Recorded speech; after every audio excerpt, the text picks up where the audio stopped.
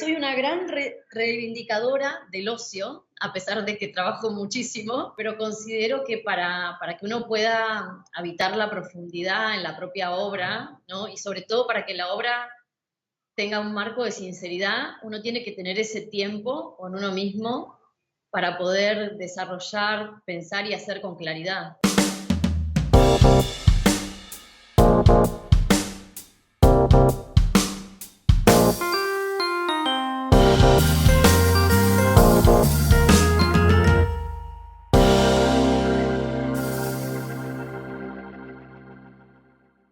Hola amigos y amantes de la gráfica, bienvenidos al episodio número 43. Les habla su anfitrión, Reinaldo Gil Zambrano, trayéndoles una nueva conversación en español con artistas que usan el grabado y métodos de impresión para hacer algo más allá de lo esperado. Este es un podcast bilingüe y al suscribirte, recibes notificaciones de los nuevos episodios semanales en inglés con Miranda Metcalf y en castellano con su servidor. Este y todos los días, demostrando que la gráfica está más viva que nunca. Hello Print Friend es traído a ustedes gracias a Speedball, quienes han ofrecido un diverso rango de materiales de alta calidad para tu práctica desde 1998. Si aún no los sigues en Instagram, te lo recomendamos profundamente. Así puedes ver una de sus más recientes iniciativas en el mundo del grabado, Speedball Print Pose. Trabajando en colaboración con artistas de la talla de Killjoy, desarrollando la tinta Asian Clay como un nuevo color arcilla para tus grabados con tono sutil y antiguo. Visita la tienda más cercana donde puedes encontrar los productos Speedball o llégate a la página web www.speedballart.com para que ubiques los negocios autorizados y compres tu nuevo color favorito. Sigue el link en las notas del episodio. En el programa de hoy estaré conversando con Lorena Pradal, artista, maestra impresora y educadora trabajando entre su natal Zárate y la ciudad de Buenos Aires.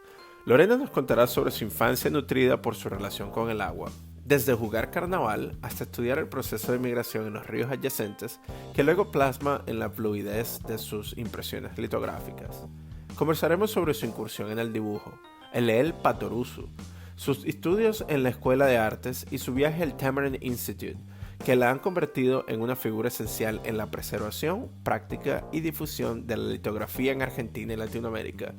Lorena también nos comentará sobre su exploración hacia el placer y el goce, mientras continúa siendo una turista dentro de las relaciones interpersonales que habita. Así que, sin más preámbulos, acompáñame a la capital porteña para una fluida conversación con Lorena Pradal. Bueno, soy Lorena Pradal de Argentina y soy docente, artista e impresora, enfocada específicamente en el área de la litografía. ¿Dónde naciste tú? Bueno, yo nací a 90 kilómetros de la ciudad de Buenos Aires, en una ciudad que se llama Zárate. Es una ciudad muy hermosa, muy tranquila, bordeada por uno de los ríos más grandes, que es el río Paraná de Las Palmas. Ujú. Wow. ¿Y cómo fue esa infancia ahí en Zárate? Bueno, la infancia en Zárate fue una infancia muy linda porque rodeada de mucha naturaleza, ¿no? Es una zona que todavía de alguna manera se conserva así, muy tranquila y rodeada también de amigos, habitando mucho la calle, las veredas, andando en bicicleta, bueno, muy vinculada con el entorno. Ya veo. Entonces, ¿y ese entorno, podrías describirnos un poco cómo era ese entorno? Bueno, crecí en una casa donde mi padre era obrero y mi madre ama de casa, una casa muy sencilla. Hice toda mi formación en la educación pública, y bueno, y estoy rodeada de amigos donde jugábamos al carnaval, donde había muchos momentos para relajarse y divertirse. eh, en ese contexto. Cuando tú dices de jugar carnaval, ¿a qué te refieres? Bueno, jugar carnaval en Argentina, nosotros tenemos algo que llamamos bombitas, que se inflan, se llenan de agua, y entonces básicamente íbamos corriendo por la calle tirándole a otros estas bombitas de agua, y esa era nuestra manera de divertirnos en el carnaval, que básicamente es en el verano, en pleno enero, cuando hace muchísimo, muchísimo calor en esa área sobre todo y mucha, mucha humedad. Entonces andaban por la calle tirándole bombitas a la gente y a ustedes mismos también. Tirándonos bombitas, corriendo, descalzos, eso, pasábamos muy, muy buen tiempo haciendo estas travesuras. Qué bueno, está bien. ¿Y ahorita vives en qué parte de Argentina? Bueno, y ahora justamente tengo una vida itinerante, entonces vivo la mitad de mi semana en Zárate, donde tengo mi casa, y la mitad de la semana en la ciudad capital, en Buenos Aires, donde tengo mi estudio. Ah, ok. Entonces, claro, tú tienes tu estudio y todo en en la capital y te mueves entre los dos contextos. Exacto. Qué bueno. ¿Y en qué momento podrías decir tú, durante todo ese tiempo en la infancia, cuando jugando con tus amigos, andando descalzo, corriendo, tirándose bombitas, disfrutando de toda de esa energía de pequeña, ¿en qué momento crees tú que empezaste a adentrarte dentro de las artes gráficas o dentro de del arte visual? Bueno, yo creo que desde siempre, de hecho, algo que siempre me dice mi madre es que era una niña que hablaba muy poco, pero que dibujaba todo el tiempo, en cualquier contexto que a mí me daban una hoja, era esa posibilidad, ¿no? De sumergirse y de habitar un mundo propio. Y después también comencé a ir a talleres locales, y en esos talleres locales empecé a ver diferentes técnicas o posibilidades, pero no todavía el grabado. Y sí vi algún grabado, enfrente de mi casa había una familia, que era la única familia, digamos, era una familia mucho más culta que la mía, ¿no? Porque ellos tenían libros, tuvieron la primer computadora del barrio, recibían una colección, una revista coleccionable, y ahí vi por primera vez, recuerdo los grabados de Chillida, y bueno, fue la primera vez que vi algo relacionado con el arte impreso, pero en ese transcurso de infancia en Zárate no sabía lo que era un grabado, digamos, hasta mis 18 años que ingresé en la Escuela de Bellas Artes, no había tenido contacto con el grabado.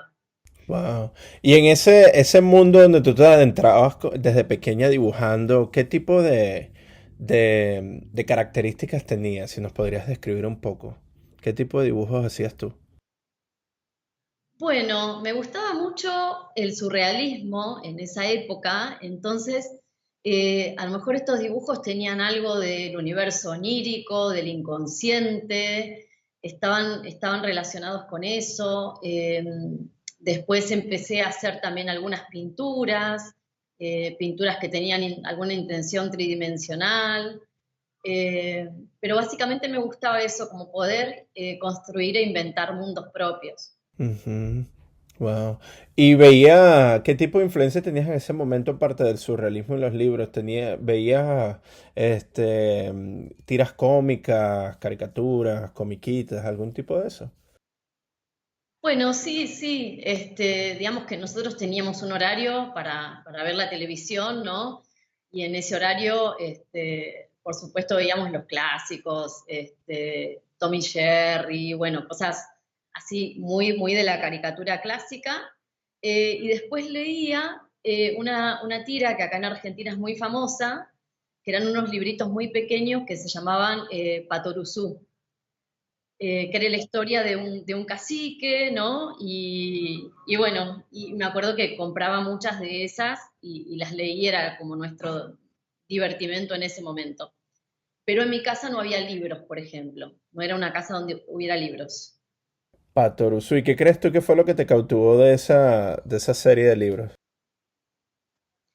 Bueno, no, a mí me gustaba mucho leer y tenía como un hambre ya desde esa época. Me acuerdo que cuando me quedaba sin cosas para leer, lo que hacía era, teníamos unos tomos en casa de un diccionario muy antiguo, los diccionarios Opena, y me acuerdo que Ujú. los leía, ¿no? Y veía también, bueno, esos diccionarios tenían algunas imágenes en transparencia o cosas similares al grabado, y me pasaba muchísimo tiempo recorriendo esas páginas, pero bueno, justamente porque no había libros, recuerdo pedirle a mis padres que me compraran libros, pero al provenir ellos de otro ámbito, ¿no? No había posibilidad de que eso ocurriera. Wow. Entonces en el diccionario empezaste a ver todo ese tipo de aplicaciones en la transparencia también y la ilustración y también en la impresión como tal. Exacto, yo creo que ahí también, ¿no? Me preguntaba, bueno, cómo estaba hecho eso, eh, y, y- y bueno, y creo que sí, me despertaba curiosidad ese tipo de resolución y técnica y la imagen. Creo que a lo mejor arranca entonces en los diccionarios. No, excelente. Pero tú sabes Sí, que cuando yo estaba pequeño también me encantaban los diccionarios que el Larousse tenía todo este tipo de imágenes, ¿no? De los sí, diferentes conceptos, animales, dinosaurios, tenía hasta todas las banderas del mundo. Eso es eso sí, fascinante, de verdad que sí. totalmente, totalmente. Perfecto. Entonces, bueno, entonces a los 18 años te fuiste a estudiar a la escuela de arte. Eso fue en la capital. Sí, a los 18 años me voy de mi ciudad natal, porque el sueño era poder ir a esta Escuela Nacional de Bellas Artes, que estaba únicamente en la capital. Como todos los espacios de formación están básicamente ubicados ahí, ¿no? Entonces uno tiene que migrar, irse de su pueblo para poder estudiar. Ujú. ¿Y cómo fue esa decisión? ¿Cómo la tomó tu familia? ¿Qué dificultades tuviste para poder realizar este cambio drástico dentro de tu vida? Bueno, fue un desafío grande, sobre todo al provenir de una familia humilde, uno tiene que hacer muchos esfuerzos, ¿no? Para poder trasladarse, ¿no? Porque tiene que contemplar que uno tiene que comenzar a vivir en la capital, entonces alquilar una vivienda, conseguir los materiales, ¿no? Convencer a mis padres de estudiar Bellas Artes cuando en realidad siempre los padres quieren que uno estudie una carrera rentable, ¿no? Una carrera rentable como sería, no sé, las clásicas, ¿no? Medicina, abogacía. Fue complejo al principio hasta que ellos entendieron y aceptaron que esa era mi decisión y que era una decisión muy, muy firme. Y cuando estabas en ese proceso, ¿tú siempre soñaste en ser artista o existía alguna otra cuestión que tú también tenías en tu mente que soñabas ser al crecer? Yo creo que estuvo desde siempre, en algún momento cuando era más chica se cruzó la idea, me gustan mucho los animales, entonces a lo mejor se cruzó esta idea, ¿no? De la veterinaria, pero eso fue muy como de muy chiquita y después ya tuve por seguro que era el camino que quería seguir, ¿no? Por más difícil que fuera. ¿Y de dónde crees tú que viene ese ímpetu, esa energía de luchar por este sueño de ser artista plástica? Bueno, no sé si sabría decir de dónde viene, pero es como, es algo tan fuerte, ¿no? Y tan definido que va tomando rumbo por sí solo y se sigue alimentando, ¿no? de lo que uno va construyendo. Ese camino se sigue reafirmando siempre. Digo, cuando descubrí en particular el grabado, en la Escuela de Bellas Artes, eh, nunca en ningún momento dudé de que esa era la elección, ¿no? Que ese lenguaje era la elección. Mm.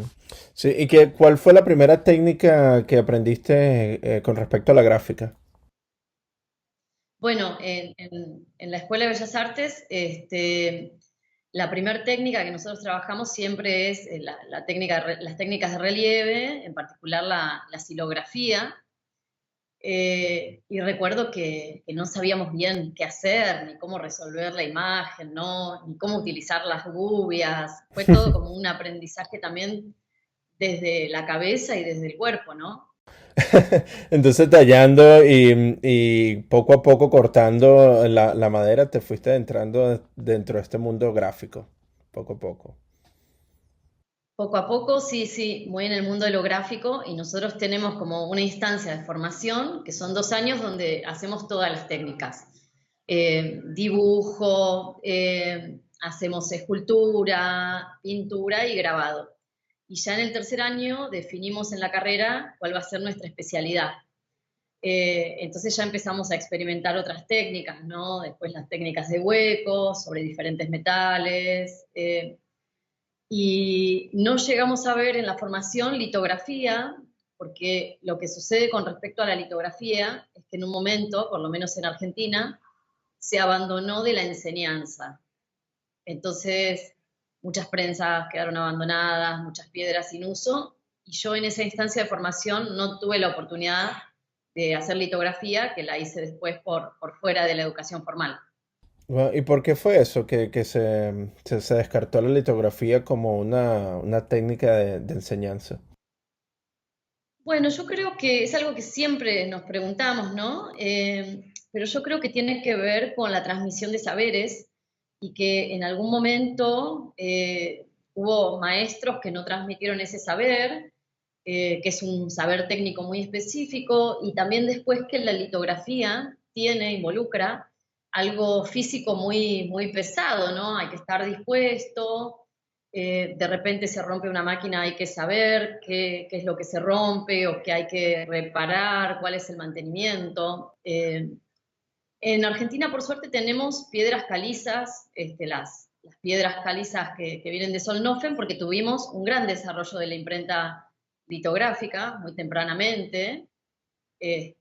Por ejemplo, el primer establecimiento litográfico argentino que tuvimos fue en 1820, siendo que la litografía se descubre en 1796, o sea que tuvimos mucho, mucho desarrollo de eso, pero después que esta fase, ¿no?, de la litografía como método de reproducción se abandona, muy pocos talleres utilizaron eso como recurso artístico, entonces hay pocos profesionales formados en la técnica específicamente. Claro, sí, porque la litografía se utilizaba más que todo para crear propaganda, ¿no? Y imprimir lo que sería la impresión comercial.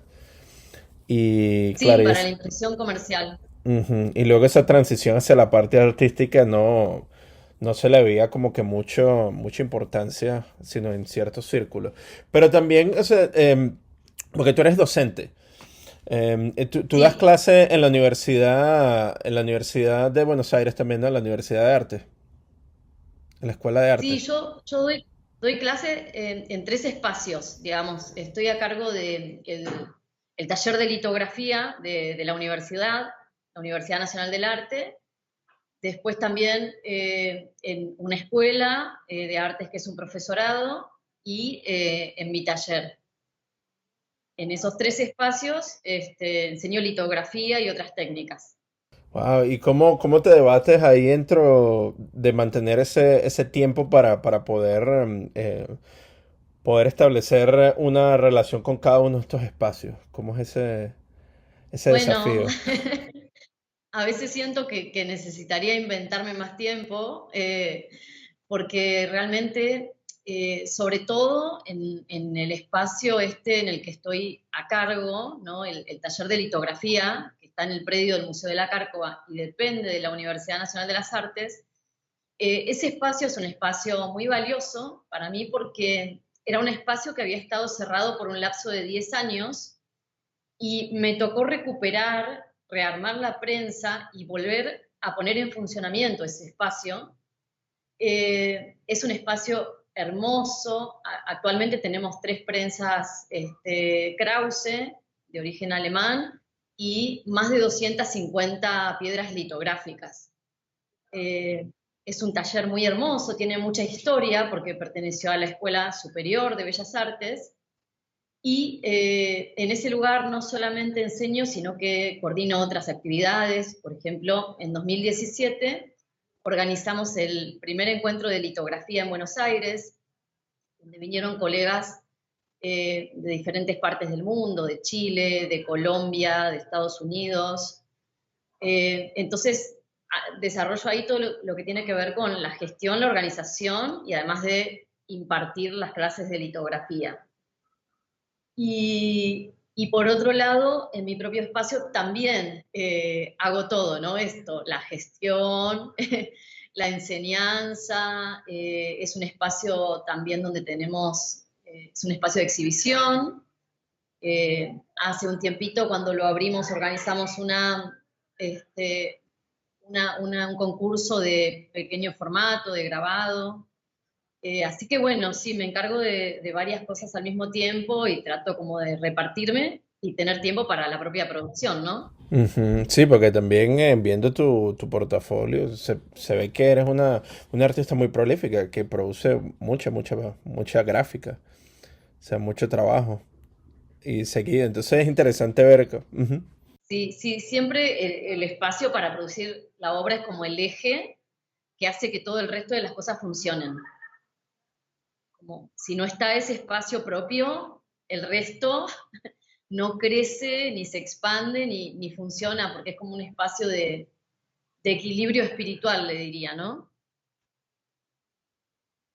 ¿Cómo es ese, podrías describir un poco más ese espacio de equilibrio espiritual?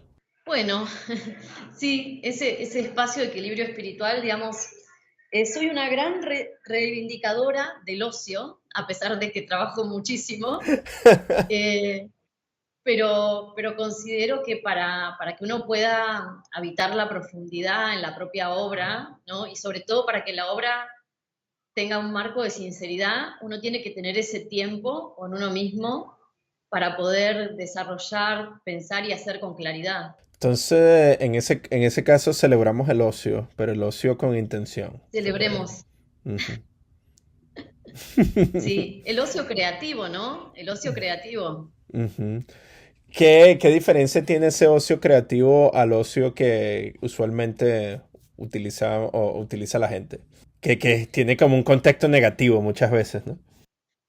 Tiene un contexto negativo, no debería tenerlo. Yo, por ejemplo, estoy aprendiendo a ser turista, porque algo que yo digo siempre es, no sé cómo comportarme en mi vida civil, ¿no? En mi vida sin todo esto, ¿no? Que también me llena de vitalidad, que es el enseñar, el producir, ¿no? Y el gestionar. Entonces, un Ujú. poco estoy tratando de domarme a mí misma para hacer uso de ese ocio de turista, ¿no? Pero lo estoy aprendiendo poco a poco. Me está llevando una vida, pero tal vez lo logre. Entonces, claro, esa interacción con otras personas, esa vida un tanto más común fuera de la parte creativa es sinónimo de turismo, porque lo estás viendo Es como... sinónimo de turismo para mí, sí, Ajá. sí, No, está bien interesante eso. Sí, porque se nota, o por lo menos cuando nos contabas esas historias que tú estabas pequeña, eras una persona o eras una niña muy social, ¿no? Que le gustaba interactuar muchísimo con sí. la gente. Ujú. Qué bueno. Entonces, en el caso de la litografía, ¿qué crees tú que fue lo que te maravilló del proceso?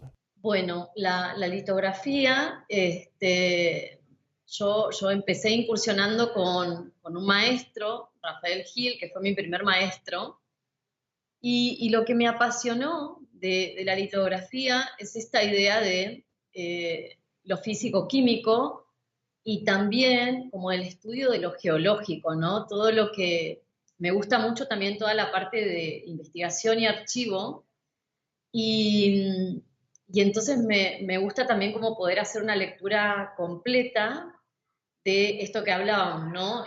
Los orígenes de la litografía ligados a la imprenta, la posibilidad de llevar esa técnica a un lenguaje artístico, eh, y también todo lo contemporáneo que se empieza a dar en torno a la técnica. Pero esta parte físico-química es una parte que investigué más cuando tuve la oportunidad de viajar a Tamarin Institute, que es un centro de formación de maestros litógrafos, y después también, a raíz de seguir un camino más enfocado en la litografía, me tocó viajar 2 veces a Alemania. La primera fue a un coloquio internacional de litógrafos, y entonces me encontré también con una especie de comunidad con la cual compartimos un montón de cosas diversas, desde recetas técnicas de materiales, hasta modos de producir. Bueno, me gusta mucho también la parte de la mecánica, de las prensas, la posibilidad de restaurarlas y recuperarlas. Entonces, como que hay varias cosas que me interesan dentro de esa disciplina o de ese lenguaje.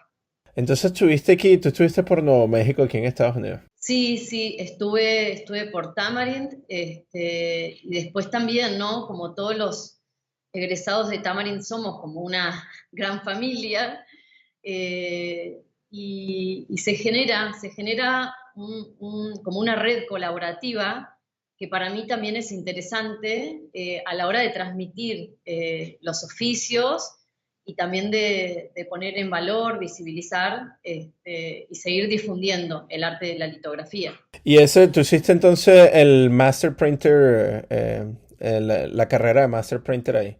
El primer No, año. ojalá, ojalá. Es una deuda que tengo. Ujú, Eh, lo que sucedió es que también estoy muy vinculada con el espacio porque alguien que para mí fue como, y sigue siendo, ¿no? Mi hada madrina, fue Marjorie DeBon, que fue directora por 30 años de Tamarind. ujú. Y Marjorie viene una o dos veces al año a Buenos Aires exclusivamente a bailar tango. Ah, Y en relación a esa amistad, mi vínculo con Tamarind siempre fue muy, muy cercano. O tal vez también he recibido personas egresadas de Tamarind de mi estudio, han estado de intercambio. Entonces, desde ahí viene mi vínculo, pero yo hice el Summer Workshop, que es dedicado exclusivamente a lo que es litografía sobre aluminio, ujú, algrafía. ujú. Hay grafía. Algrafía, Aluminum Plate Lithography. Sí, Ah, créeme que yo no conocía ese término. sí, sí, sí. Más digamos, en Latinoamérica y en España se le dice algrafía. Ah, mira. Bueno, viste, por eso es que son buenas estas conversaciones. Sobre todo porque tú sabes que todo mi entrenamiento yo lo recibí aquí en los Estados Unidos, entonces la terminología está más que todo, o el lenguaje técnico, ligado al inglés. Sí, Pero cada vez claro. que tengo a un invitado, aprendo un poquito más, ¿no? Sobre esta terminología que utilizamos en Latinoamérica. Entonces, muchísimas gracias por eso. Aprecio Exacto. muchísimo. Entonces, bueno, entonces hiciste eso, ese es un programa de un mes, ¿no? Bien intensivo, que se hace en Tamarind. Ese programa sí, es bien intensivo de un mes, donde uno asiste todos los días, tiene la llave del taller, y entonces, claro, nosotros, los fanáticos, estábamos encerrados en el taller de las 8 de la mañana hasta las 10 de la noche, sobre todo también aprovechando esto, ¿no? Las posibilidades, los recursos técnicos, usando las prensas Takach, ¿no? Porque, bueno, algo que tenemos como desafío aquí en Latinoamérica es la adaptación de todos los recursos materiales a las posibilidades locales. Ujú. Entonces, Tamarind para mí era como la NASA de la litografía. Ajá. Y luego al volver a Argentina, si uno, ¿no? Si yo quería transmitir este saber, tenía que poder adaptar toda la técnica a los recursos materiales locales, que son bastante limitados porque nosotros no tenemos, no disponemos de materiales exclusivos de litografía, no llega al país. Es decir, si uno quisiera comprar crayones litográficos, lápices, tintas litográficas, en Argentina no es posible, no está ese recurso. Tenemos que mandar siempre a pedir de Estados Unidos o de Europa o modificar las tintas y fabricar nuestros propios crayones para poder trabajar, ¿no? Claro, o sea que yo te quería preguntar sobre eso, sobre los crayones. ¿Qué tipo de estrategia utilizan ustedes para desarrollar los crayones que ustedes utilizan? Bueno, los crayones básicamente es la receta tradicional de Senefelder o de Le Mercier.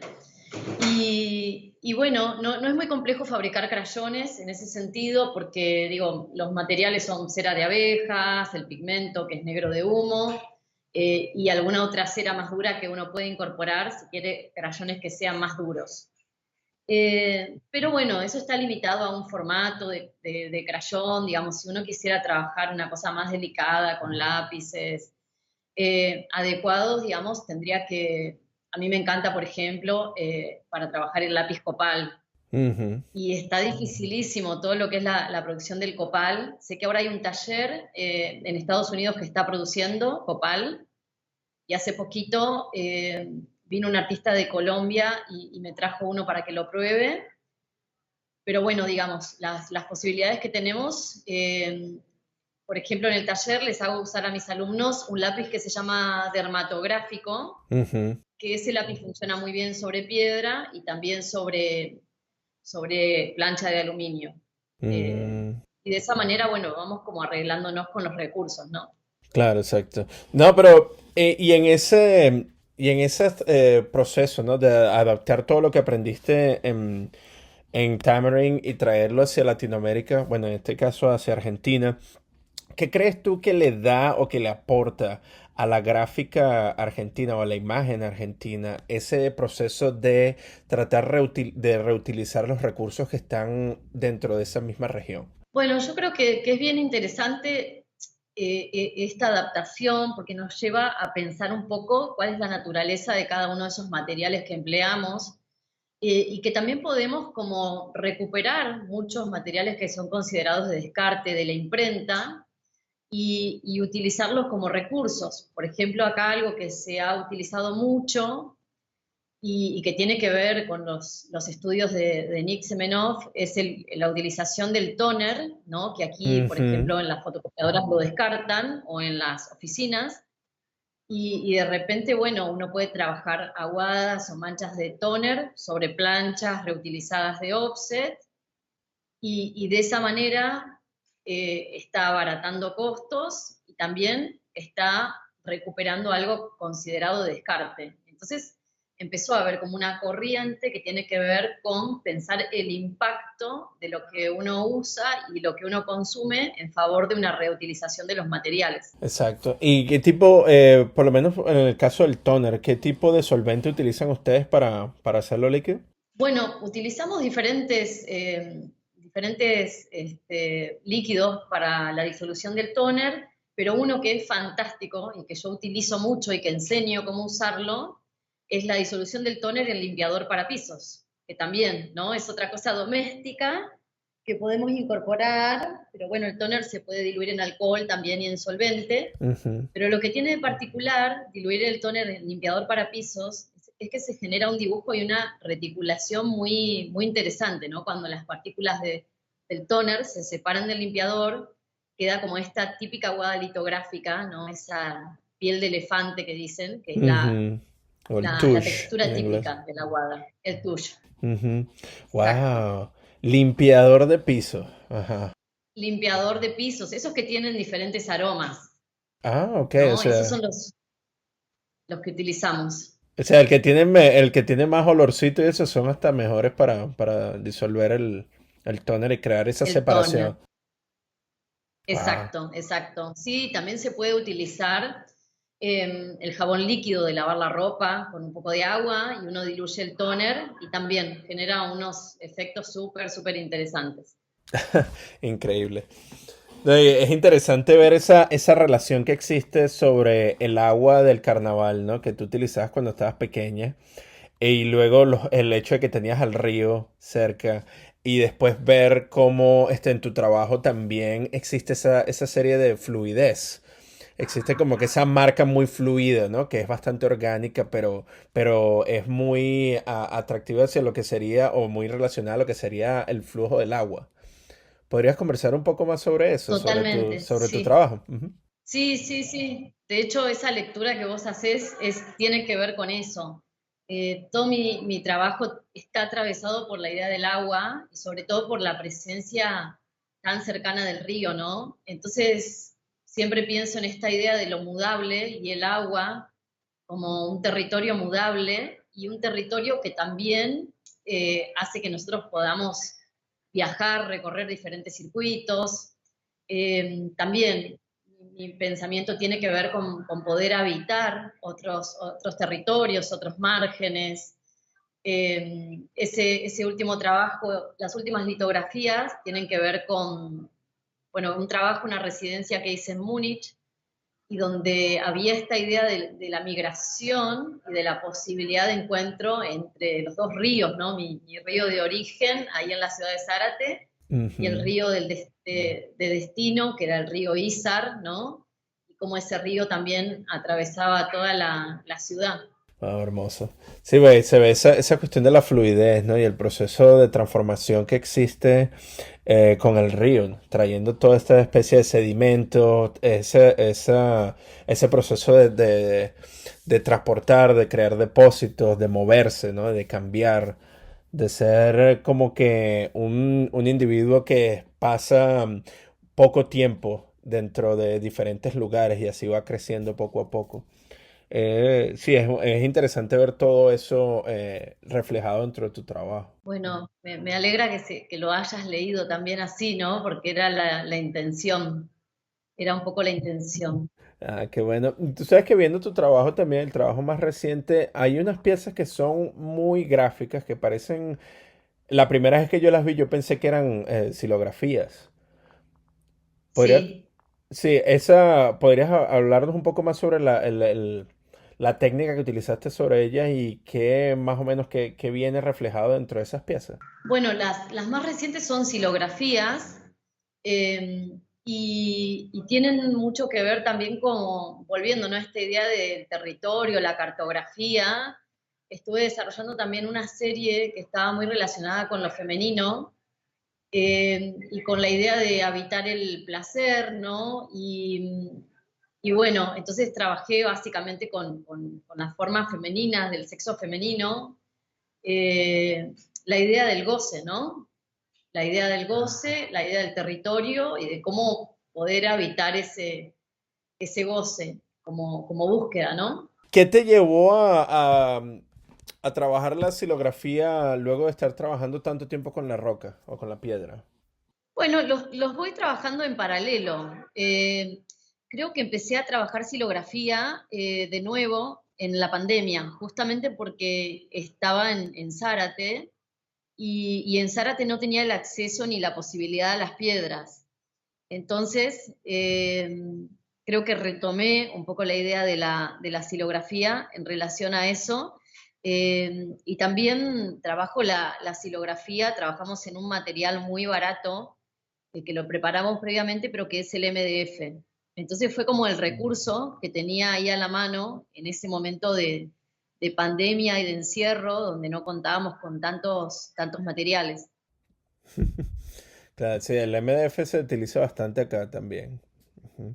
Eso ustedes Sí, sí, sí, es una posibilidad. Ujú, sí, no, exacto. Y está también en la técnica eso de resolver problemas, ¿no? Siempre. Lo que tengas a la mano, como tú bien has dicho, ¿no? De transformar materiales que tal vez son utilizados para otras cosas, pero se reutilicen dentro de lo que sería la creación de imagen. Pero hablando un poco sobre tu trabajo reciente, tú estabas hablando sobre el placer femenino. O sea, Sí. qué crees tú que te motivó a hacer eso y por qué crees que es relevante hablar sobre eso en este momento? Bueno, yo creo que hay un montón de reivindicaciones y de construcciones que estamos habitando en este momento muy particular. Y mi historia de vida también es muy particular, digo, porque yo soy una mujer, ¿no? Te decía, artista, docente, impresora, que además lleva adelante como mujer un hogar monoparental, ¿no? Sosteniendo con mi oficio Ujú. la crianza de una hija, ¿no? Que en este momento tiene 10 años. Y eso me llevó mucho a reflexionar sobre esta idea de cómo la sociedad a veces convierte a una madre, ¿no? En un ser que no tiene disponible el goce, ¿no? Como que Mm, uno queda de alguna manera atrapada en un rol o en una función que tiene que ver, bueno, lo funcional relacionado a la productividad del trabajo y lo funcional relacionado también a ser una madre abnegada, ¿no? Que deja de lado el goce y el placer en función de la crianza de un hijo. Entonces creo que viene un poco desde esa biografía personal, de repensarme como mujer y de poder habilitar ese campo de exploración y visibilización, ¿no? Del goce femenino. ¿Qué crees tú de dónde venga ese estereotipo que muchas de nuestras sociedades latinoamericanas tienen sobre el rol de la mujer dentro de la sociedad, sobre todo cuando se convierten en madres? Bueno, sí, yo creo que, bueno, viene desde diferentes lugares, tiene que ver con nuestra crianza, ¿no? Como mujeres también nos han educado para tener una pareja, para primero ser novios, después convivir, después casarse, ¿no? Uno viene de esa estructura y sobre todo también yo vengo de una ciudad que está a 90 kilómetros de la capital, pero que de alguna manera todavía tiene los paradigmas de un pueblo, ¿no? Mm, ujú. Entonces, bueno, viene desde eso, desde lo heredado, desde la crianza, algo impuesto socialmente y que de alguna manera yo me veo un poco estimulada a repensar. Ujú. No, claro, por supuesto. Sí, porque, y me imagino que, bueno, no es que me imagine, es verdad. Muchísimas veces, muchos de nuestros antepasados también, antepasados, nuestras abuelas, nuestras madres también se vieron en esa dificultad, ¿no? De poder expresar realmente lo que ellos sentían o sentirse libres de explorar su sexualidad en medio de un contexto que las oprime tanto, ¿no? Como es a veces la estructura de la familia y de las expectativas, ¿no? Totalmente, sí. Este tipo de trabajo que tú estás haciendo, más que todo visual, tiene, para este proceso reflexivo que tú estás haciendo, ¿tiene algún otro contexto o alguna otra... se dispone también de crear historias escritas, va de la mano de algún otro tipo de material o simplemente se mantiene en la parte visual? No, se mantiene en la parte visual, pero sí siempre me estoy alimentando, digamos, me gusta muchísimo la poesía, soy muy consumidora de poesía y de cine, entonces, bueno, todo el tiempo también como ese alimento de alguna manera devuelve después la posibilidad de poder explorar y de generar como algo propio en base a lo que vamos leyendo, consumiendo y habitando en ese momento. Creo que tiene que ver con eso. Y tú bailas tango también, ¿no? No, lamentablemente lo he intentado, he tomado clases, pero no bailo tango. Sí bailo todo el resto de los otros ritmos, me encanta bailar, Ujú.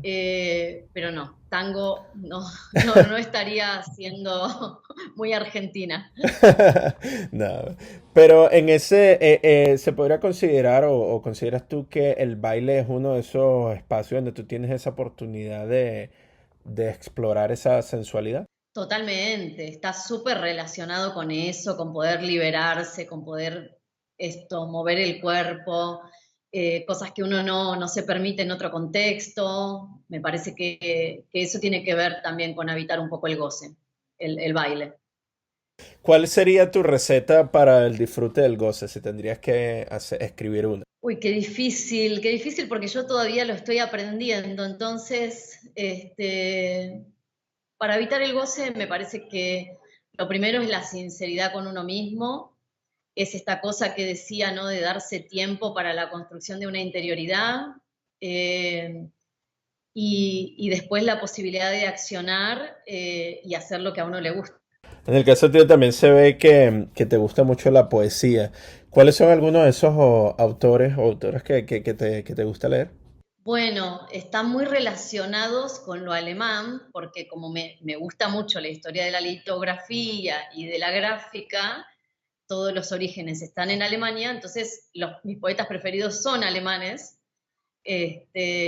Mi poeta, digamos, el que está en el ranking uno es Holderlin, que es como el poeta de los poetas, un poeta existencial, ¿no? Y que habla de la naturaleza, Novalis también, Rilke es como el maestro que siempre me acompaña en esa construcción de lo espiritual y de habitar, ¿no? De habitar el lenguaje.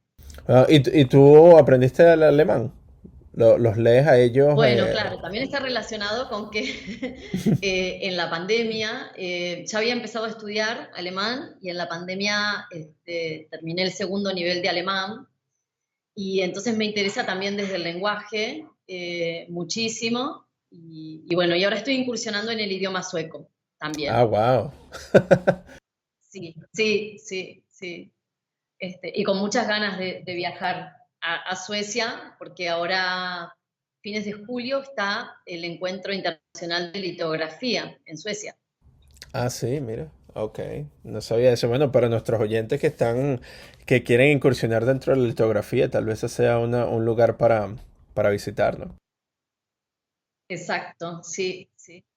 Pero déjame preguntarte, Lorena, ¿cuál es el placer preferido de Lorena Pradal? El placer preferido sería hacer litografía, eh, escuchar música y leer poesía. No puedo elegir uno solo, serían esos tres combinados.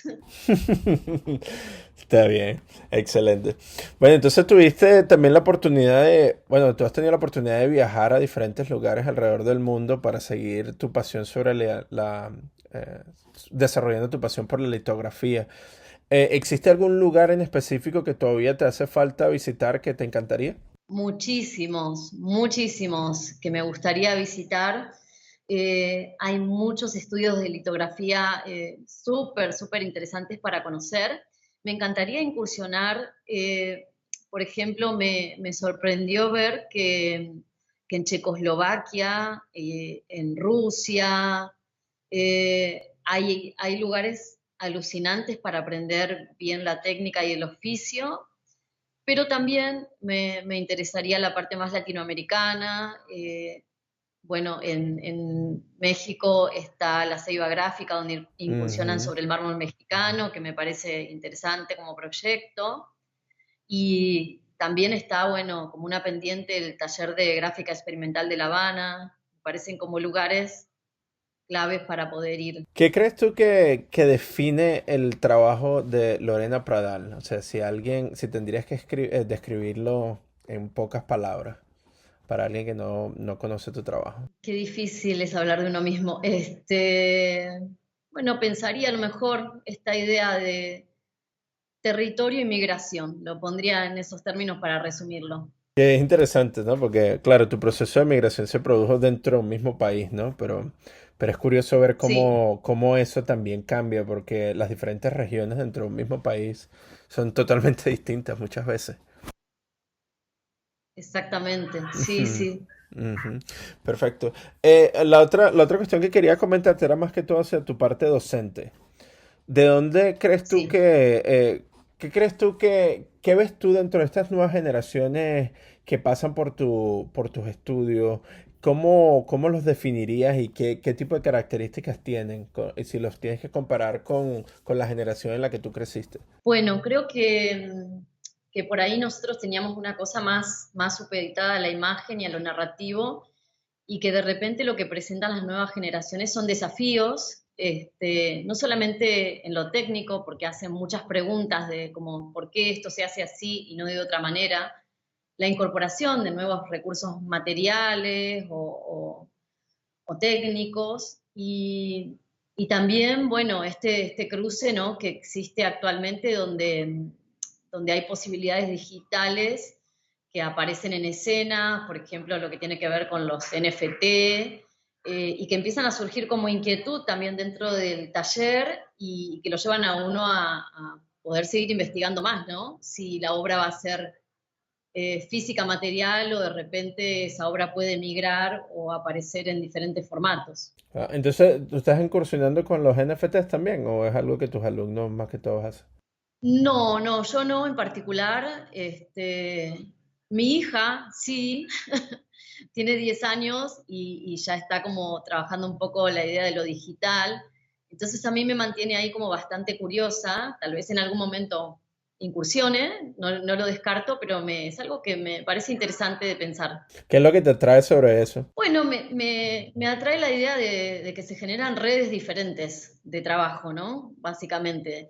Y que también esta cosa, ¿no? Nosotros tenemos como organismos, instituciones que son las instituciones legitimadoras del arte, que tienen que ver, ¿no?, con lo formal, con los museos, eh, centros culturales, y de repente aparece como esta otra posibilidad donde todo empieza a mudar hacia la web, y ya no estamos necesitando tanto de estos centros legitimadores, sino que la obra empieza a armar otros recorridos. Por ahí esa emancipación es la que más me resulta interesante. ¿Qué crees tú que pueda pasar en el futuro con respecto a todas estas instituciones que siempre han mantenido o han establecido el desarrollo del arte, ¿no? Los museos o la preservación del arte, por lo menos los museos, las galerías, la representación de artistas por medio de galerías para la distribución de las obras? ¿Cómo crees tú que eso vaya a cambiar o a mutar gracias a a esta emancipación de la que tú nos hablas? Sí, yo creo que esas instituciones van a seguir existiendo porque tienen que ver con la conservación, ¿no? Y el velar por los legados o por la identidad cultural, pero lo que sí va a pasar y que está pasando es que el artista como sujeto autogestivo está pudiendo ver que no necesariamente necesita de toda esa organización para poder desarrollar y vivir de su arte. Interesante, pero le da muchísimas más posibilidades, ¿no? También.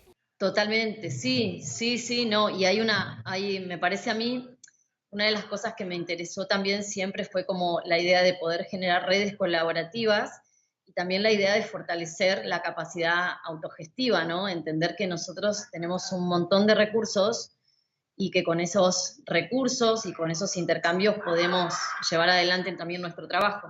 Y en esa nota, me gustaría, Lorena, que compartieras con nuestra audiencia algún mensaje o algún tipo de consejo, ¿no? Que puedas compartir con respecto al autogestionarse, al de perseguir este tipo de iniciativas que nos apasionan. Simplemente que compartas un poco sobre tu experiencia y tu conocimiento.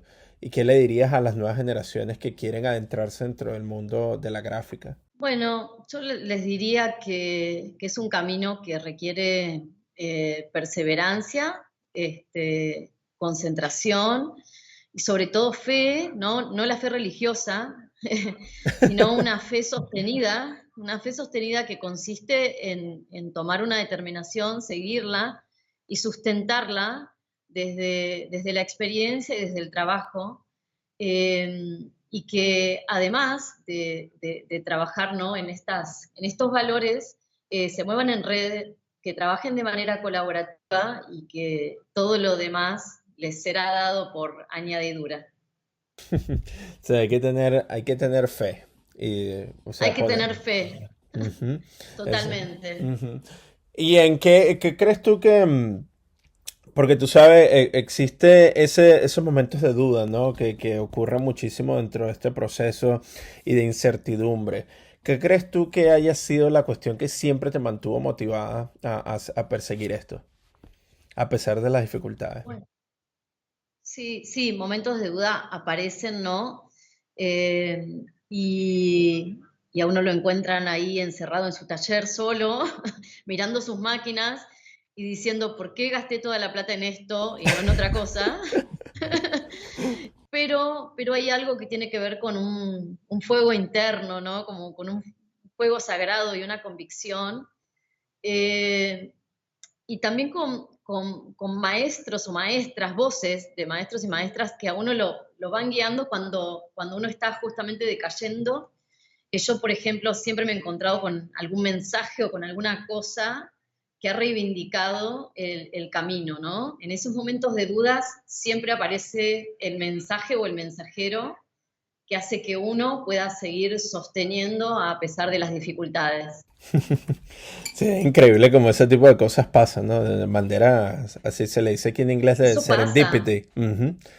Exactamente, totalmente. como que el destino tirándote de todas estas cuestiones.